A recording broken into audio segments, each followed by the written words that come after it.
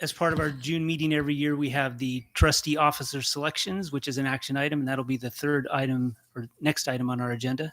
And so I will step back from my chair of the board duties at this point while we open it up to the trustees for that process to unfold.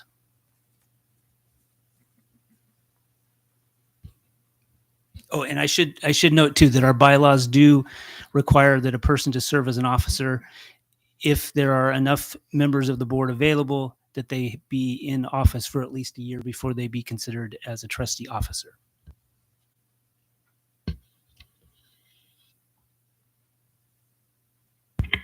Mr. Chair.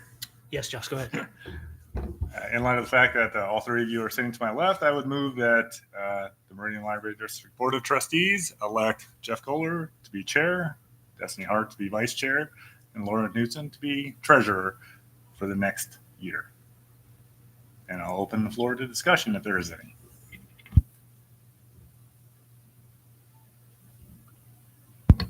Seconded. Okay. We have a motion and a second. Any further discussion? All in favor? Aye. Aye. Any opposed? Aye. Motion carries. So we'll keep those officers as presently constituted. Thank you, everyone. Thank you for your support.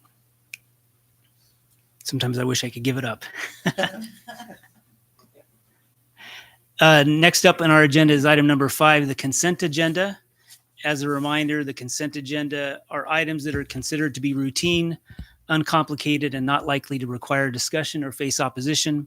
Supporting material for all consent agenda items is included in our monthly packets. Trustees Mr. always Chair, have the option. Yes, I'm I sorry. think we had public comment before consent agenda. Didn't we? Excuse me. Yes, you're right. Correct. Sorry. Check that then. So item number 4 is open to public comment. I don't believe we had anybody sign up for public comments. Okay. So thank you for calling that out, Nick. And so back to the consent agenda. If there's any items you would like removed from the consent agenda, please let us know and we can consider those individually. Tonight's consent agenda included the regular minutes approval for the May 21st meeting and also a relatively minor change for the materials services supervisor job description. Are there any objections to approving all of the items on the consent agenda? Hearing no objections, the motion passes by unanimous consent.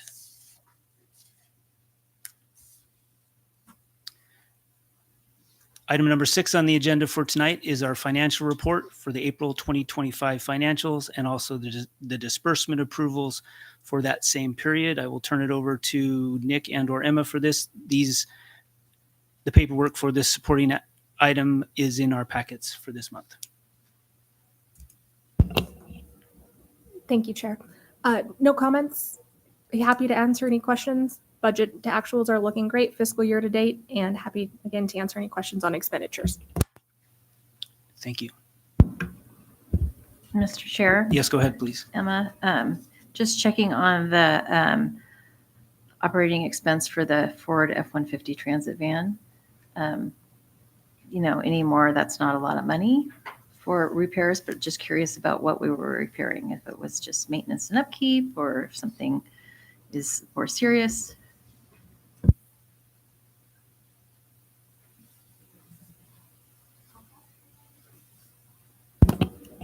Mr. Chair, Trustee Kohler, that is to outfit that van with a sliding out racks to make it more efficient in delivering materials.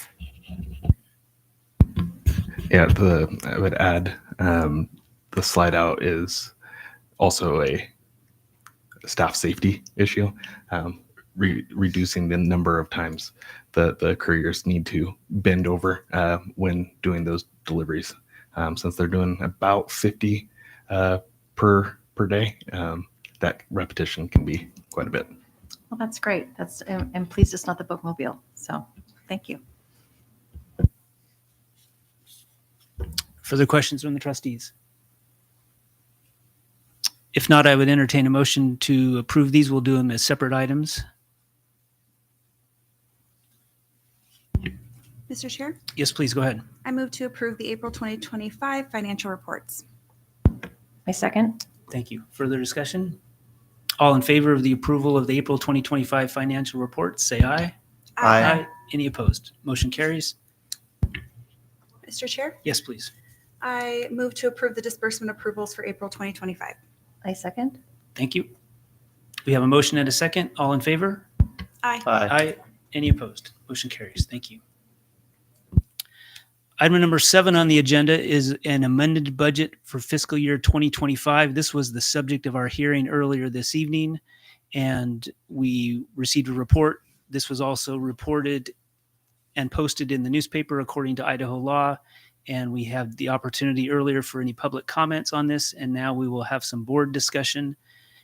And following any board discussion or questions, we will have this action item to approve these funds.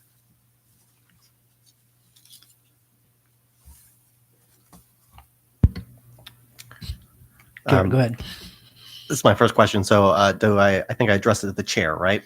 Mr. Chair, one question I'm not clear on is when we appropriate, does the cash stay in that bucket for an indefinite amount of time, or does it have a limit where that we do it each year over and over? Mr. Chair, Yeah, go ahead. answer that with a qualified answer in the sense that typically funds are not appropriated beyond a fiscal year. However, with a capital project that has dedicated funds, we need to appropriate now to sign the contract, though the disbursement of those funds will carry over beyond this fiscal year and will be shown as such with fiscal year 26 with any monies that have not yet been spent. So you will appropriate it now to be able to sign the contracts in full, but you will see it again, mostly the same numbers, because not a whole lot will change between now and August to do the fiscal year 26 appropriation, which will include this. So most funds are only appropriated for a year, but for a capital project that has specific money that can only be spent on that project, while you're appropriating it for this year, you're also saying that this is going to be allocated for that purpose specifically beyond the fiscal year to the contract that will be signed. Is that a pretty good summary, Emma? Probably should have handed that off, but It's okay. Thank you, Director Grove. I think that's fair. There's some nuances in Idaho law about only being able to run one fiscal year at a time. And so what Director Grove said is accurate. We'll appropriate this so that this fiscal year we can sign the contract. And then when we come back to you in August with a proposed budget for FY 2026, you'll see another large appropriation for the same thing. Thank you, Director. And I believe term would be treasurer or Emma's our CFO? Accounting. Yeah. Thank you, Director and Finance team. Mr. Chair, Yes, please go ahead. just one more addition for Garrett's benefit. There's also another mechanism of funding in the state of Idaho dealing with the property taxes and how and the timing of those monies being delivered. So a lot of times you will see placeholders, I believe, based on anticipated revenue that we haven't quite gotten yet. And there's this other entity with, what's the acronym for the state long-term monies? Yeah, LGIP, that's it, which stands for something Idaho. Awesome. yeah. Local So government investment pool. You'll see that reference as well in some places. So there's lots of terminology, but at the end of the day, everything is above board. And one comment about item 7 specifically, I just want to highlight to everyone, 2019, because I was on that Vote Yes campaign committee. And at the time, we thought $14 million was a lot of money. And I think it's a testament to the good stewardship of the Meridian Library District in the past 6 years that we have been able to accomplish these huge feats of funding for the 4 projects. And if you total them all up, they far exceed $14 million. And that only comes from making sacrifices and doing long-term strategic planning with mechanisms like the LGIP and other fiscal monetary decisions to set us up for success. So it was a 10-year payback period. We're 6 years in. It's going to be 7, 8 by the time it's all done, but we're going to have the 4 projects done. And I think the total cost is probably closer to 22 million-ish money spent. So the voters wanted something, and Meridian Library District flexed in a time period that had unprecedented increases in labor costs and material costs. And I think that's kudos to those at these tables and those who have come before to make those good decisions and set us up for success.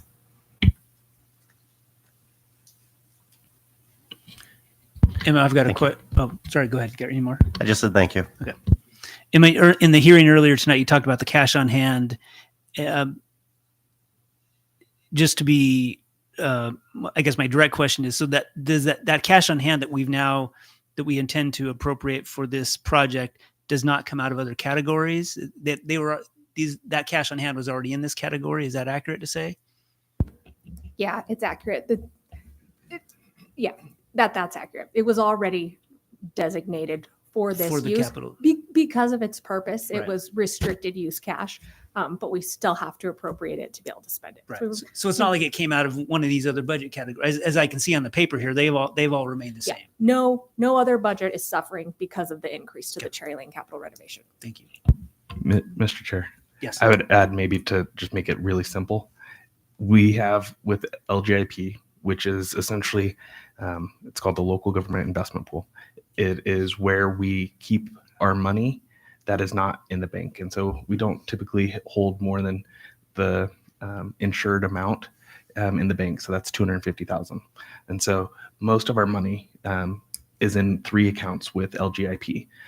One is our general fund money, and that's what we pull out of to put into the bank to pay our bills and to run our payroll. And then we have the repair and replacement fund. And then we have the plant facilities fund that is monies that we've received over the years from the plant facility levy that was passed in 2019, and we hold it in that account. And so tonight, for this amended budget, we're only talking about the last 2, the repair and replacement and the plant facility buckets that are in LGIP, and saying that we're going to use these to do the contract. And so we're not touching the general bucket money that is traditionally what we would be talking about when we're talking about our budget. Is most of what we talk about is with our general our general fund balance. And so we're not touching those or touching that. We're only touching those reserved funds and making them quote unquote available for this project. And so it's also really nice because we get great interest on those accounts. And so the longer we keep the money in there, the better. But we also know that we need to spend the money that For what the it's voters designed. have asked us to do. So Okay, great. Thanks for the additional clarification. Any other questions? If not, I would entertain a motion to approve the amended fiscal year 2025 budget. I move that we approve the amended fiscal year 2025 budget. Second. Thank you. We have a motion and a second. Any further comments or questions? All in favor? Aye. Any opposed? Motion carries. Item number 8 on the agenda are monthly directors' updates. Mr. Grove. thank you, Mr. Chair and trustees. I will try and run through everything rather quick so that we can kind of keep this moving along, but wanted to show a few things here with our checkout from May. We're busy.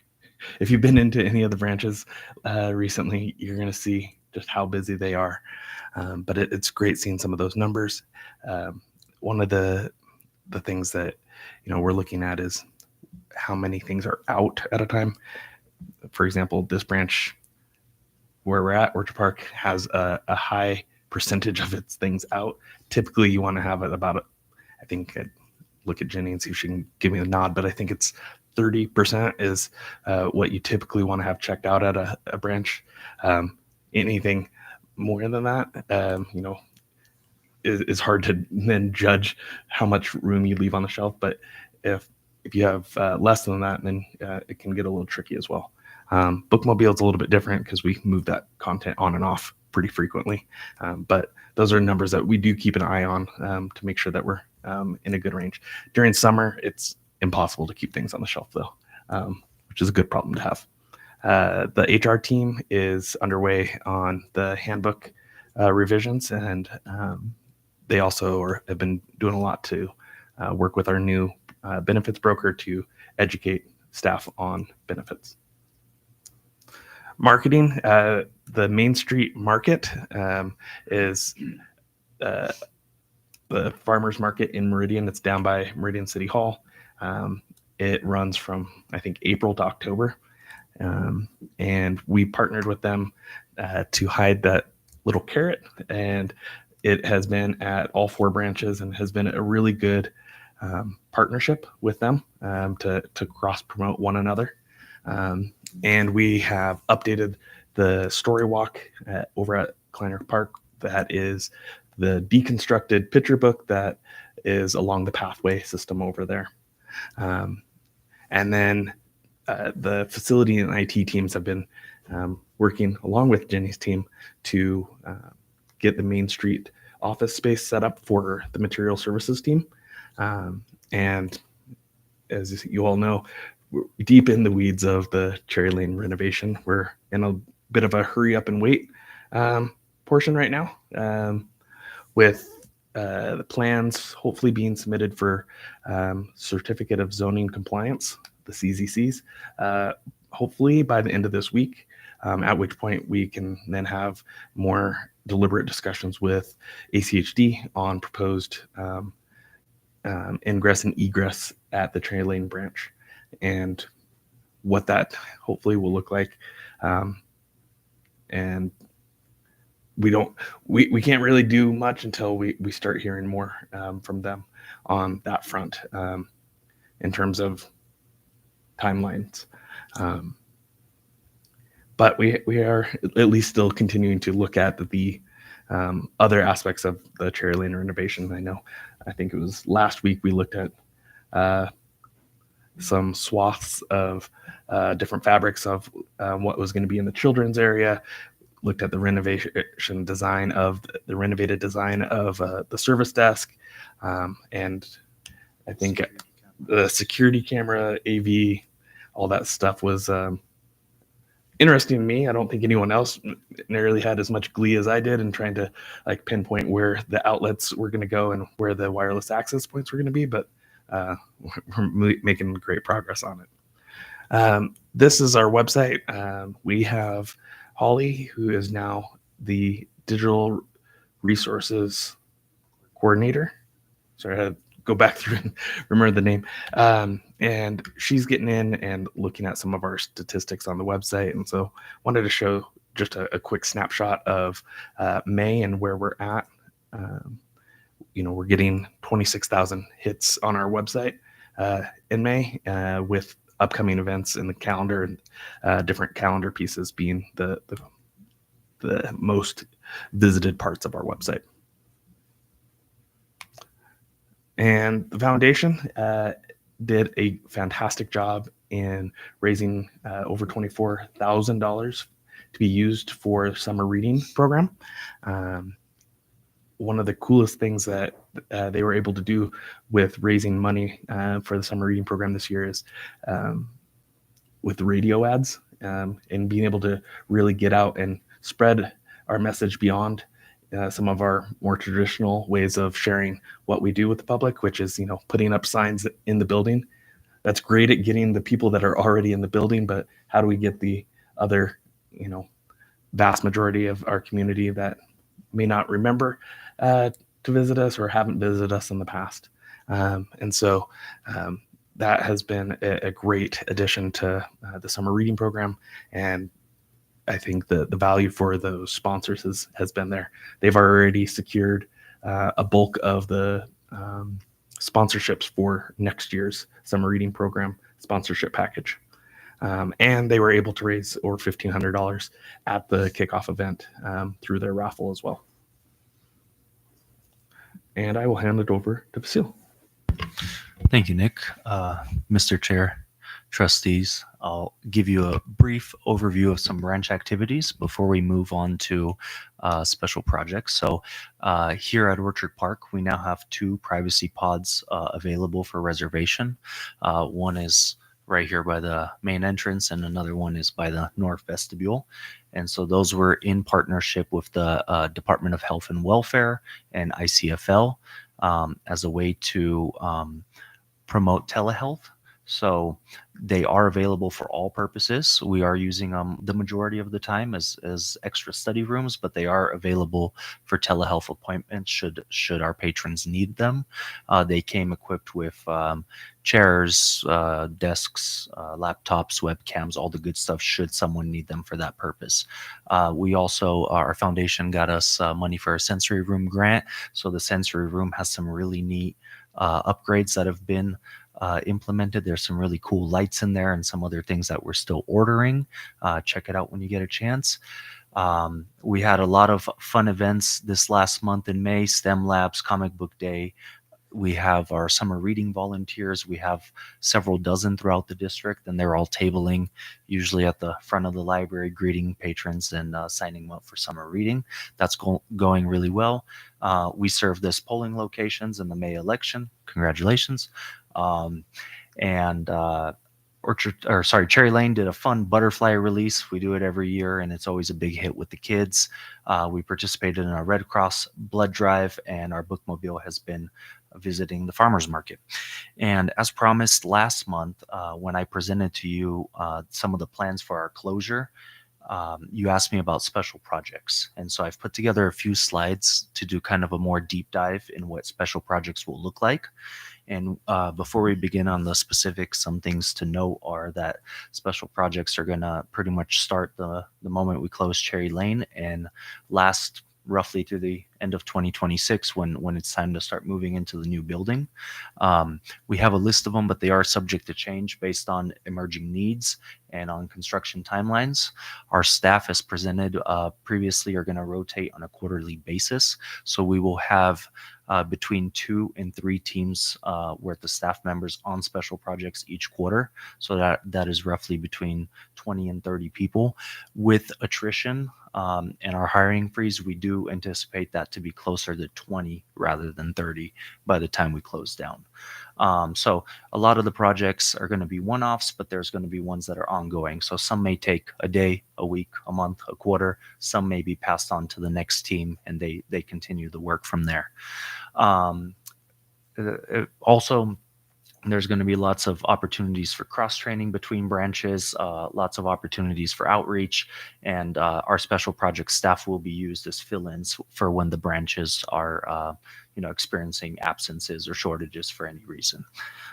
So those folks will not be exclusively working outside of the library the whole time. It just will be their main focus during the quarter during which they are assigned. So to begin, we have branch inventories that are going to be happening. So those are going to be for the purpose of doing inventory on capital assets, non-capital assets, and circulating and checkout materials. The History Center will also be closing at the end of 2025. So we're going to spend quite a bit of time cleaning up and getting everything cleared for City Hall to take over that space that they've so graciously let us use over the past couple of years. Additionally, circulation. We have a lot of accounts that need to be looked over, a lot of patron accounts. And while we do regular maintenance, there's something we do every 5 years, I believe, called the patron purge for inactive accounts, just to clear up the system. Jenny's nodding. No, yes, it should be annual. It's been a few years since we've done it. So maybe I meant it's been about 5 years since we last did it. So we are long overdue. It is a large undertaking. So this will be a great project to kind of help kick things off. For me, it's one of the higher priority projects.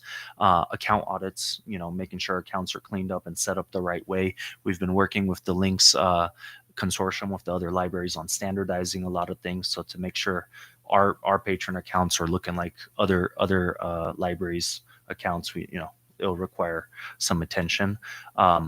We're going to be working on library card sign up initiatives. I think the goal is always to get more folks in Meridian signed up for library cards. So thinking of creative ways to do that, and working with Jenny and her team on collection maintenance projects. Weeding books, that's something that needs to be done year round all the time in libraries.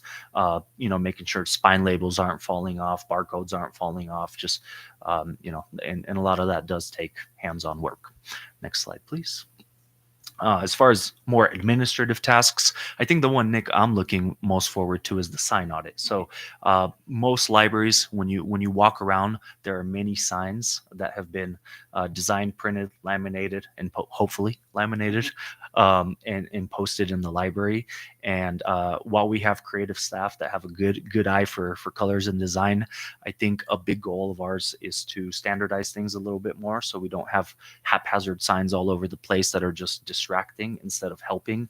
Also, establishing which signs are required, which are not. Our focus is to really encourage patrons to go to the front desk and get a person to help them instead of having to wayfind and have a self-guided library experience. So looking at some of that, I just had a conversation about privacy pods, and do we really need more signs posted on the privacy pods? Likely not. So that's something that we'll be looking at with Dan and his team, as far as doing an audit of all the types of signage we have, creating templates, standardization, and really, giving our patrons the same experience, whether they're here or Pinnacle, Unbound, etc.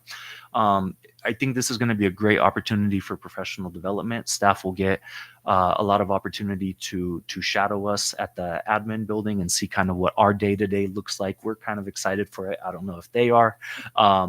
As we mentioned earlier, we are working on the employee handbook. So that project will, it's something that's always being looked at, whether it's annual reviews or whether it's, what do we call them? Amendments, addendums. So that will be something, and we usually do pull in a group of staff to help us revise that from an employee standpoint. So that will be something that continues. And a big thing, we love SOPs at admin, and we need more of them. So trying to standardize things as much as possible. Again, this is more of an internal procedure, but we want our staff to be set up for success regardless of which location they're working out of. So while the building looks different, the spaces look different, a lot of the procedures are the same. So we want to make sure we standardize things a bit more. A lot of document digitization, digital cleanup, drives, servers, folders, all that good stuff. So a lot of work on the admin side there. Next slide, please. As you know, we have committees here at the library district composed of library employees. So their work is ongoing and never ending, it seems like. So we have the hub, which there was a funny acronym for that, which I forget. It was this morning. Emma's shaking her head no, so I'll make sure to keep it forgotten. But that is essentially our intranet. So that is where we have a lot of those procedures, a lot of forms, a lot of policies, a lot of links that staff could visit that help guide their work.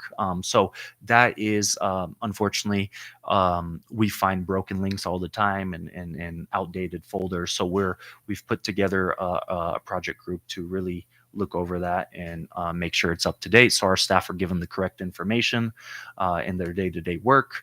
But also looking at committees, we've been at it for going on 2 years now, and we've had enough of a sample size now to really understand process procedures, what's working, what's not.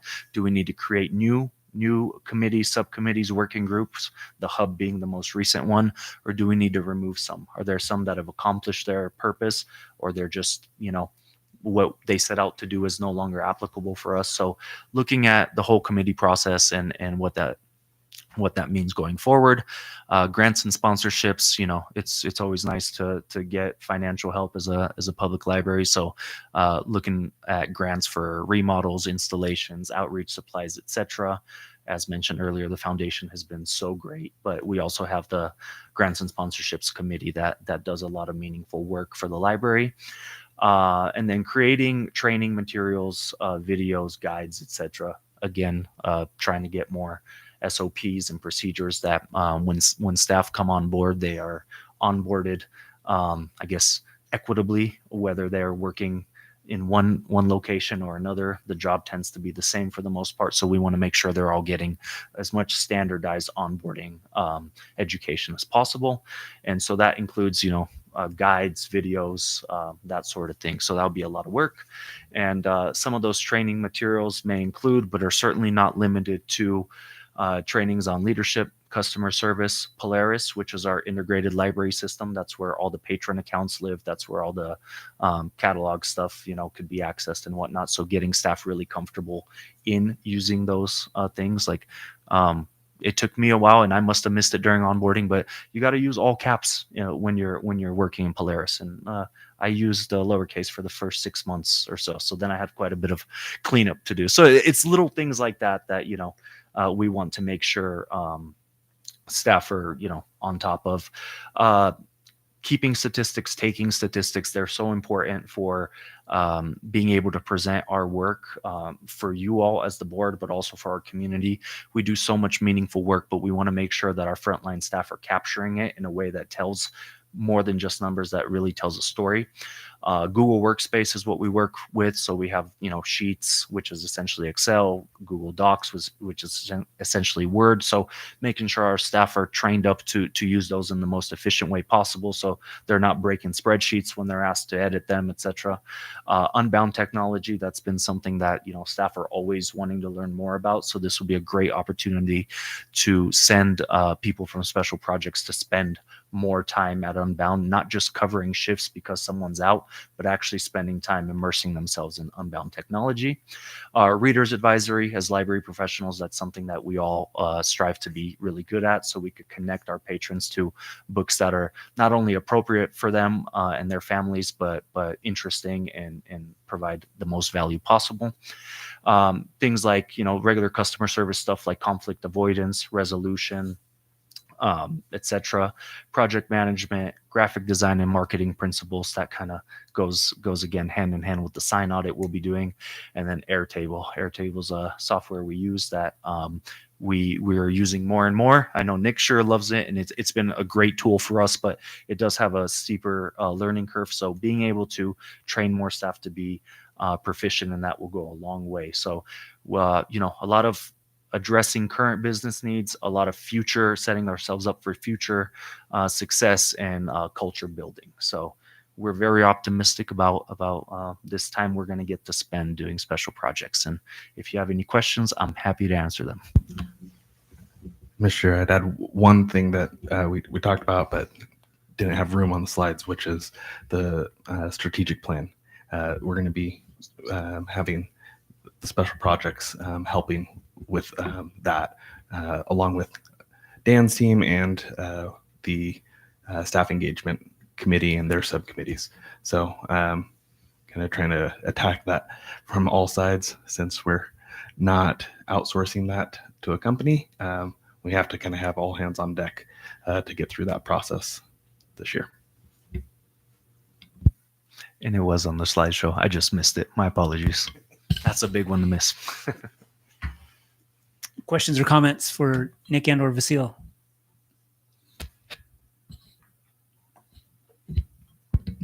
Mr. Chair. Go ahead, Garrett. So this sounds like pretty wide berth of objects, and I appreciate that. I kind of wonder how you measure, I guess, success or completion or value, given the wide subject matter you've addressed here. Trustee Castle, that's a great question. As I mentioned, some are going to be one-offs, so they're complete, move on. Some are going to be ongoing, but as I mentioned in the beginning, was everything's subject to change. Our needs as a library, the needs of our community rather, may change. So some things we're doing may be halted while other things get prioritized. Some may kind of go left when they were going right, depending on what we're trying to accomplish. For example, trainings, right? If we're working on a customer service training, but our ILS Polaris has a major change, we're going to drop one thing to address the most relevant thing at that moment. So I think how we gauge success is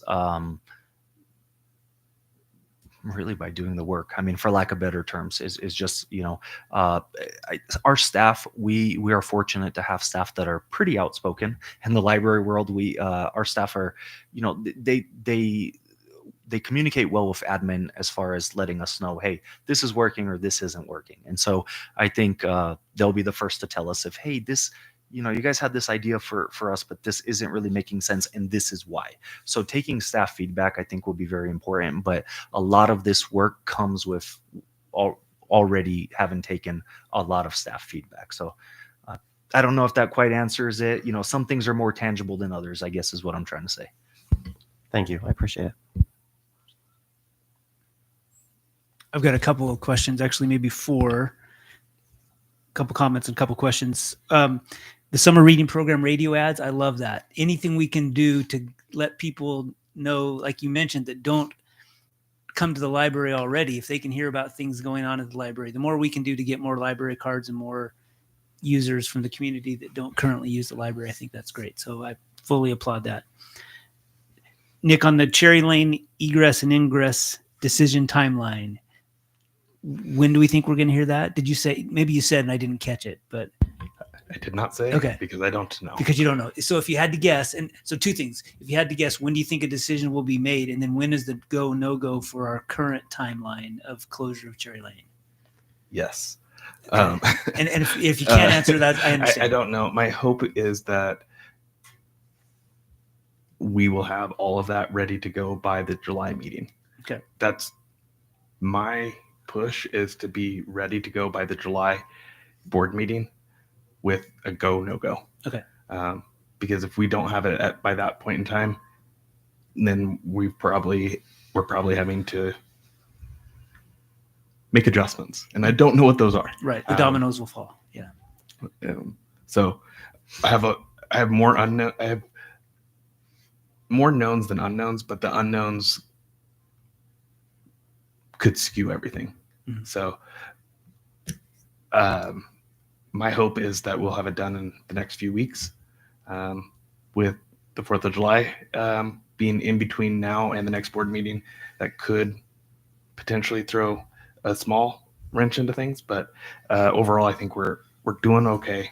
But at this point, it's all out of our hands. So we're hurry up and wait. Okay, fingers crossed. Yeah.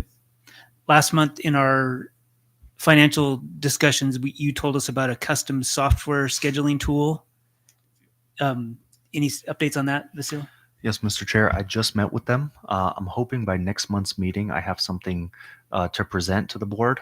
It will not be completed, but just this afternoon, they refreshed a feature on the software they're using to build it, and it was like 10 more features that I hadn't seen this morning when I was poking around for feedback. So they're making a lot of progress. They did tell me that this last week was a lot of back end stuff.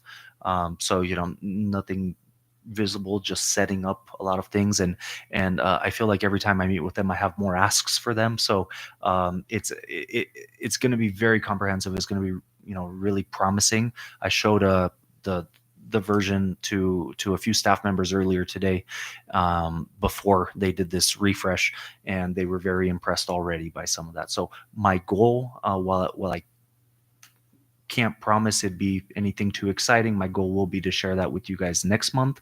If not, I'll aim for August for sure. Okay, thank you. And then lastly, Nick, on your written report, you had a comment about weeding at Cherry Lane. After the renovation, Cherry Lane will open with a collection that looks more similar to Orchard Park and Pinnacle, more things that people want right now and fewer things that we have for reference and just in case. So we still will have more shelf space at Cherry, more square footage, but are you saying there will be fewer books, physical books there?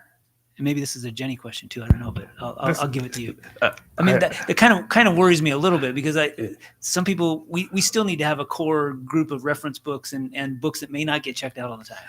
Yes, kind of. Okay. So we will have not as many shelves as we currently have. I think we've talked about that in the past, but we've done a really good job of continuing to add more shelves in through the design process. Mm-hmm.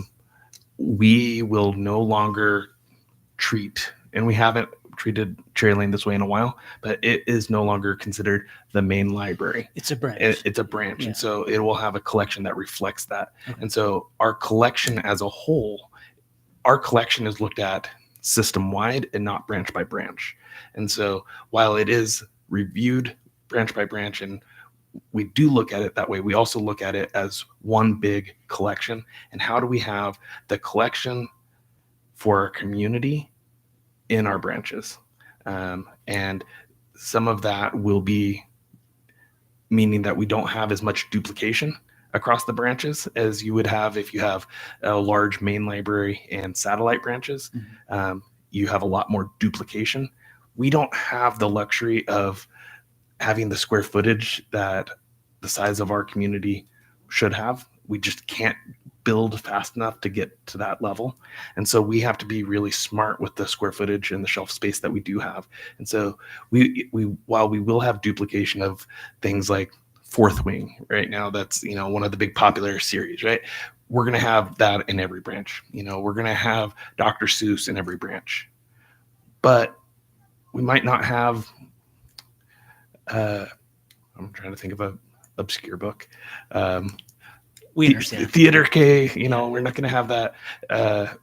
We're not going to have that at every branch, but we might have it in our collection. We're not going to have some of these things that make a core collection for a library. They might not all be at one branch.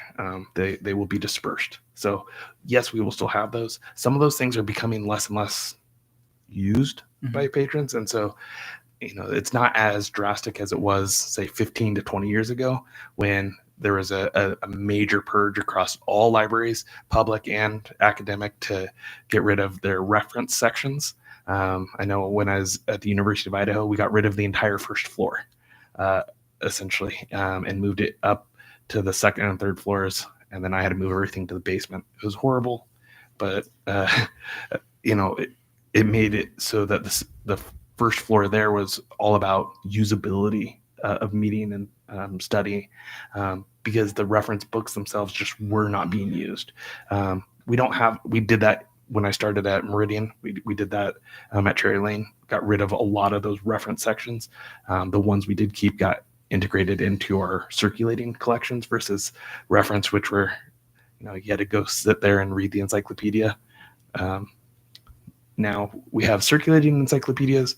You know, there are things that get used only in-house, but very, very, very few compared to what it used to be in, you know, libraries past. So to answer your question, yes, we'll have those collections, but they will also be reduced and dispersed. Okay, I understand it more now. Thank you. Just a question: are we still gonna have the, or Mr. Chair, will we still have the? There's kind of like an Idaho focused shelf there that is kind of cute. There's a little potato on it, this kind of thing. Will that still be there post remote? I would say we don't have those details at this point in time. It is mostly unlikely at this point, but it's still possible. But it will not look and feel the way that it currently does. It just, there's no room in the layout to have it as it is. Thank you. Trustee Castle wants the potato. Josh, Mr. go ahead. Chair. Nick, since I heard the pin pulled on the grenade, that is the strategic plan referenced earlier. I'd like to kind of just make sure I'm on the same page with this. The strategic plan is paired almost like hand in hand with the long-term, is it called the building or facilities renovation plan, capital expenditure, whatever you want to call it. Those two things go hand in hand. And how exactly is the special projects? Is it going to be a standing committee that's working on this? I know as a board, we kind of collectively said, hey, this is something we want to focus on long term, and let's kind of kick that can down the road until I forget what I don't know if it was the budget or Part of it the Cherry Lane was. Part of it we were hesitant to commit money to it at this point. Right. Yeah. By using an outside consultant. Yes, which I still think is that's why we get paid the big bucks. Is we should come up with this strategic plan as a body and as the director, working hand in hand on that. But I'd like to kind of know what your plan is for the staff special project, and with their standing mission. Is it going to be evaluating others? How is that going to be implemented to effectively work on a product? I guess that will be very important to our future. Mr. Chair,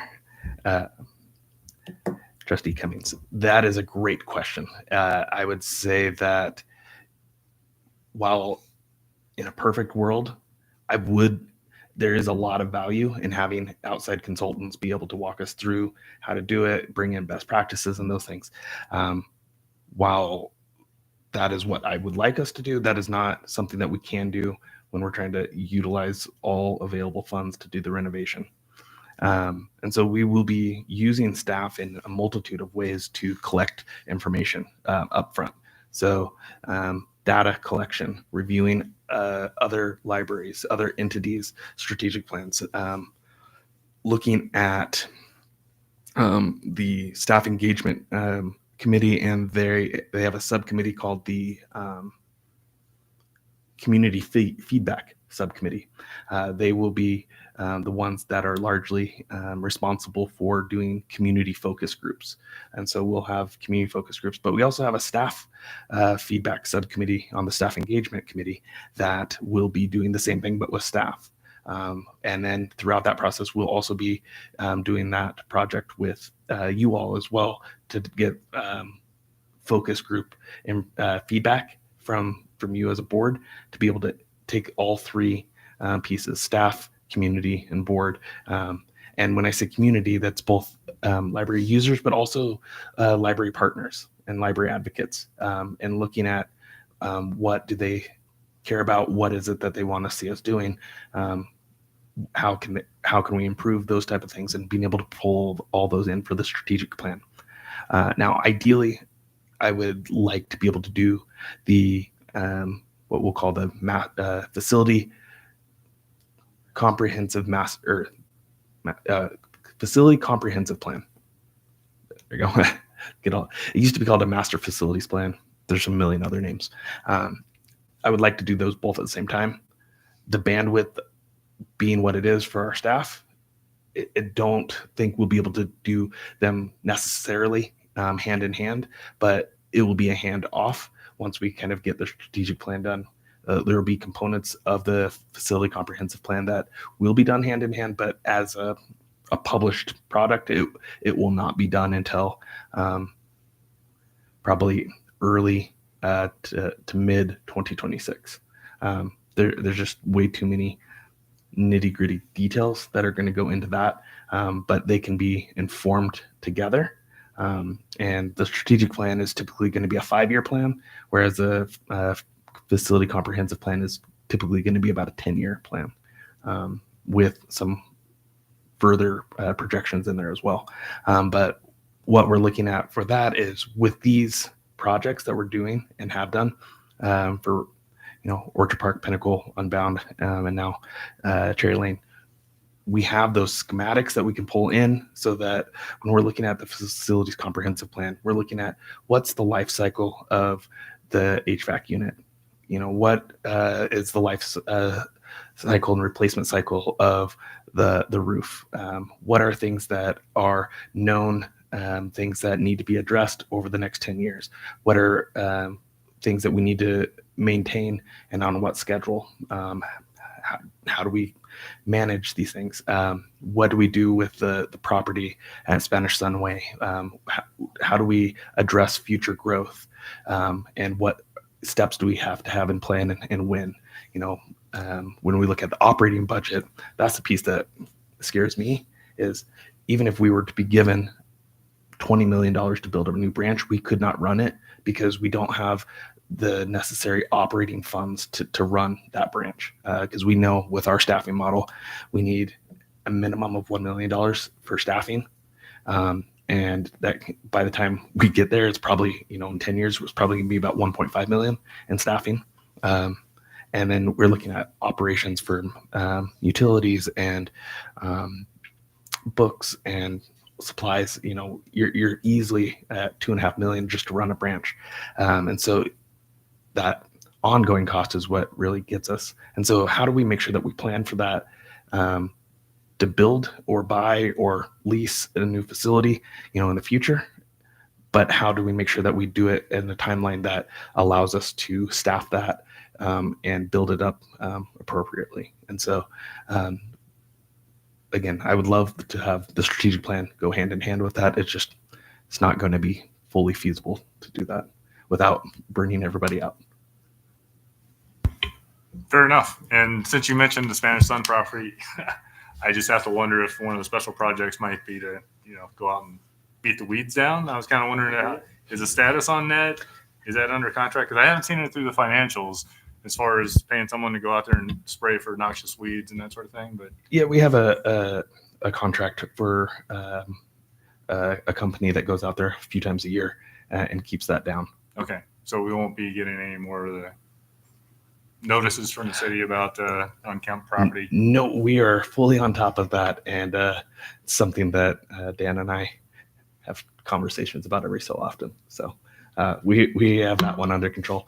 I will say, Vasil just pointed out, we do have a software that we recently purchased to have access to. It's called ClearGov, and it is a software that will assist us in the strategic planning process.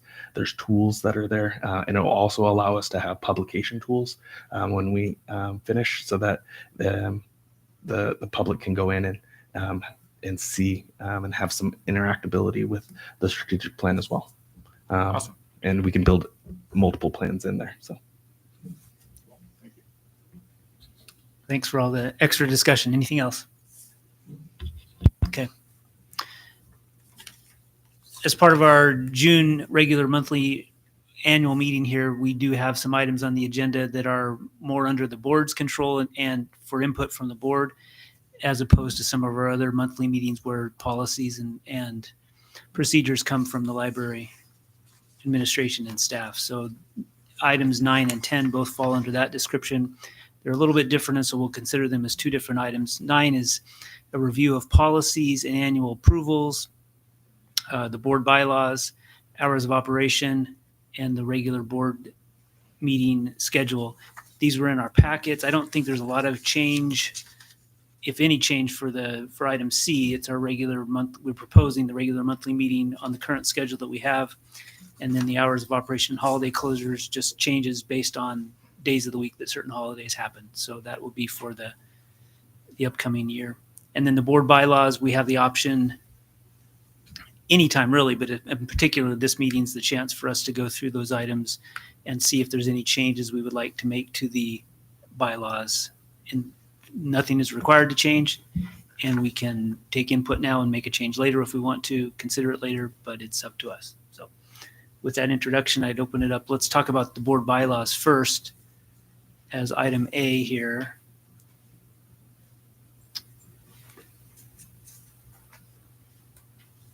And I guess the question is there any items that trustees would like to see worded differently, stricken, or added to the bylaws?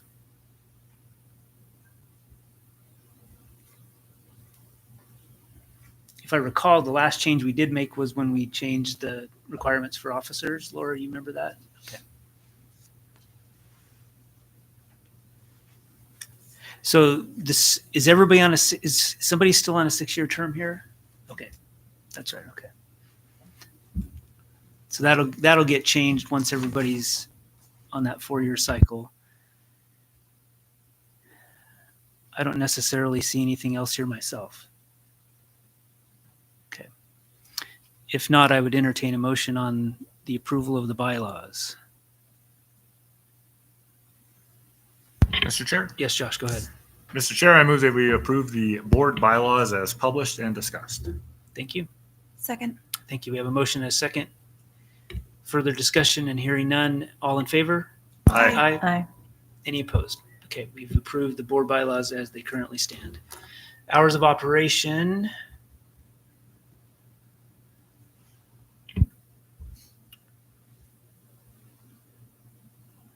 Again, we're keeping our branches essentially the same so that each branch has a standard daily operations. The only difference is unbound Sundays. Is that the only? Correct. Well, yeah, for our branches, Unbound is the only one that deviates and is not open Sundays. And then Tiny, which is not a branch, but it's a location, Right. has different hours as well. And then on here, you'll see the History Center is marked as being closed due to the agreement running out at City Hall and their need to use that space.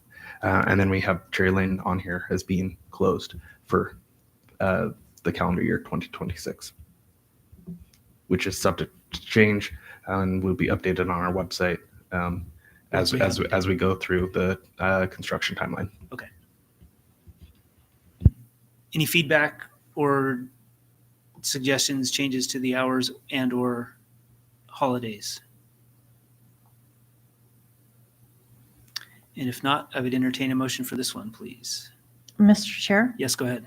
I move that we approve the hours of operation and holiday closures for 2026. Second. Thank you. Thank you, Laura. Thank you, Destiny. Further comments or questions? Hearing none, all in favor? Aye. Aye. Any opposed? Motion carries. And then our regular Board of Trustees meetings, third Wednesdays of the month, we have the special meetings for the budget hearings and then any other meetings that come up. But as far as the regular scheduled meetings, no changes as presently constituted. Mr. Chair, Yes, Garrett, go ahead. I would like to open the floor to discussion. Primarily, I want to ask the question: how painful would it be to move one day back or forward? Right. It mainly comes down to I have some prior commitments in my work. Right. Not that I can. Obviously, this will take precedence. Right. If we vote on Wednesday, just seeing. Mr. Chair? Yes. I would just submit it to Trustee Castle as a volunteer position. I would say that I'd recommend work take the priority over the functions of this board. While your presence is appreciated, it is not critical. The quorum is 3. And changes to the dates in the past have been very fluid and easily made. A case in point, February this year conflicted with the Super Bowl and race car thing I had. So the board graciously moved that date. And this was decided on 10 months in advance or something. Wait, a long time ago. So if you know of a conflict, please, this is the time to open it up and recommend a change to the dates. I'm sure we're all totally flexible. Garrett, is your work thing a monthly thing? Yeah, it's that a lot of people like to schedule out on Wednesdays, right? That's really the story. Obviously that is not an end all be all, right? It does not hamper my ability typically to make it to this meeting most of the time, right? But I was just seeing if it was possible to move it one day back, right? That's really what I was entertaining, was the concept of every third Tuesday in my own mind. But I wanted to solicit feedback from other trustees and from staff available before I would recommend that. Mr. Chair, Nick, go ahead. Tuesdays are a little more difficult for a number of our admin staff. It's not out of the question. It's obviously your all's decision, but Tuesdays are a harder day for us as an admin team.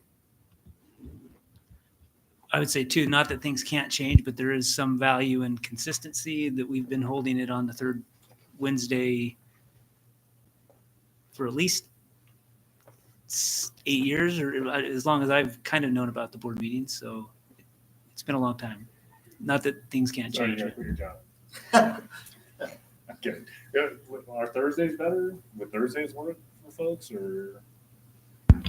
I mean, if this is an ongoing conflict for you, then Yeah, it's really not the end of the world, right? But yeah, Thursdays would be better. I'm just saying that the third Wednesday is typically pretty busy. Really, just Wednesdays for me is my busiest day in the week. Yeah, In the evenings.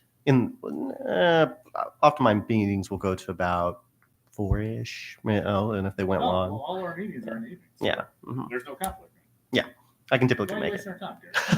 Come on, Yeah, all right, yeah. Destiny, Laura, any comments here? Mr. Chair, my schedule is open as long as I've got it scheduled in advance. So Thursdays, Wednesdays, they work just as well. Same. So there's no Wednesday conflict.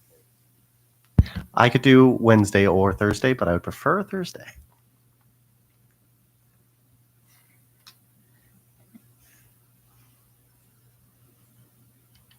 It's okay to nix me on this team.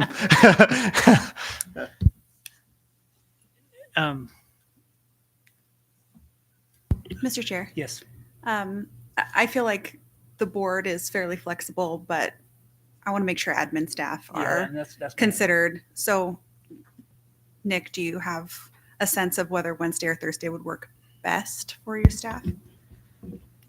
I think Wednesday or Thursday is doable. Like I said, Tuesday is kind of out for both of us. We got kid duty on Tuesdays, and so unless you want the three of them running around in here, I would advise against that. I would personally love that. So I would advise Tuesdays not be considered, but Wednesday or Thursday, I don't think it's. I'm kind of doing a head nod with the team, but I think we're okay. Yeah. Either one, as long as you don't move it to like 8 a.m., we're good. Yeah, I mean, I guess I'm conceptually okay with it too. We'll need to do it as a motion. So if somebody wants to make a motion here and we'll Yeah. vote on Do you it. want to move? Do you want to make a motion? I would like to move the regular scheduling meetings to the third Thursday of every single month. I second. Okay, we have a motion and a second. Okay. Real quick, I will say that for the sake of the August meeting, we should keep it at August 20th. So let's maybe make a call out on that with the motion to make sure that the August 20th one stays the same, because we already have that published for the public hearing of the budget. So I would say all of them can change to the third Thursday, with the exception of August 20th of this year, which would be held on the third Wednesday, as previously published for the budget hearing. You can say that in a lot fewer words, but Can I maybe withdraw my motion? Mainly, I want to give staff a chance to review if this is okay on their side, right? I know I have no reason to ramrod something through on a change of dates, right? Are you confident, right? Okay, then I'll reassert my motion to move to the third Thursdays. with the exception of August 20th. With the exception of August 20th, Okay. 2025. So that's our motion. We still have. Can you repeat that? For me? Yeah. I'm having a tough time. Destiny, you seconded that. He's in the chair, correct? Yeah. You voted that. So we need to just kind of reiterate it so I can get that amended motion. Yeah, I'd like to amend the motion to state that we'd like to move this to the third Thursday of each month, excluding August 20th. Okay, that's our motion. Do we have a second? I second. Further questions? All in favor? Aye. Aye. Any opposed? I'm going to say no, but that's okay. Motion carries. Okay. And no offense personally. I like Wednesdays. None taken. Okay.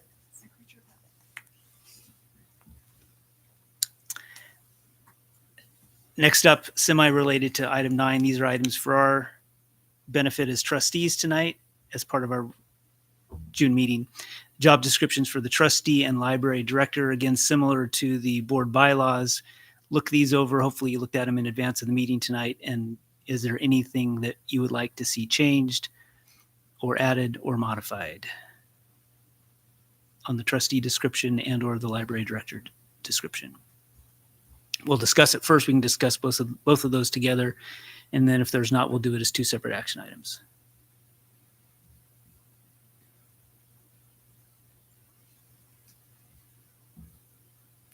my feeling is this has seemed to work well for us, and I don't see any great need to change. Nothing that I see is missing that has come up in our time. So Mr. Chair, yes, please. I agree with that. And just to confirm, we can bring this back up at any time to make changes if something comes up along Yes. the way. Perfect. In that case, I move to approve the trustee job description as presented. I second. Thank you. We have a motion and a second. All in favor? Aye. Aye. Any opposed? Motion carries. And then for the library director position? Mr. Chair, Yes, please. I move to approve the library director position as presented. Thank you. I second. We have a motion and a second. Any other questions or discussion on library director? All in favor? Aye. Any opposed? Motion carries. Thank you, everybody. Item number 11, an executive session as part of Idaho Code 74-2061B, which is to consider the evaluation, dismissal, or disciplining of, or to hear complaints or charges brought against a public officer, employee, staff member, or individual agent or public school student. We will vote to go into executive session on a roll call vote. And we will start first with Trustee Knutson, Yes. Trustee Hart, Yes. Trustee Cummings, Yes. Trustee Castle, Aye. and Jeff also vote aye. We are now in executive session at 8:08. Thank you. Do we have tissue?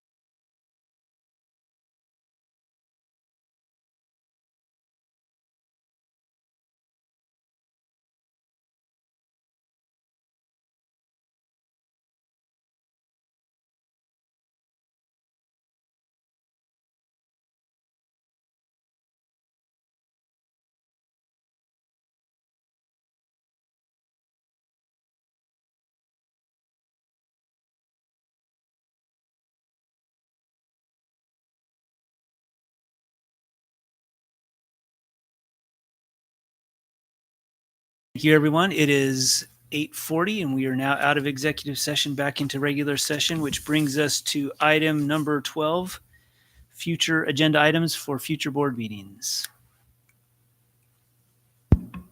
Mr. Chair? Yes, Laura, go ahead. I'd like to see some special projects updates when that gets underway, and then also strategic plan drafting updates as that gets underway. Okay. We talked about the software demo. Doesn't have to be finished product, just what you got. There will be some regular July monthly items, I'd imagine. Yeah. Garrett? Mr. Chair, I would like during that demo to have some concept of what other libraries do for their scheduling programs, just to see if we're doing something that's more unique or if we're fitting some type of parity. Okay. Anything else? All right. Hearing no additional items, that brings us to the end of our meeting at 8:41. We are adjourned. Thank you, everyone.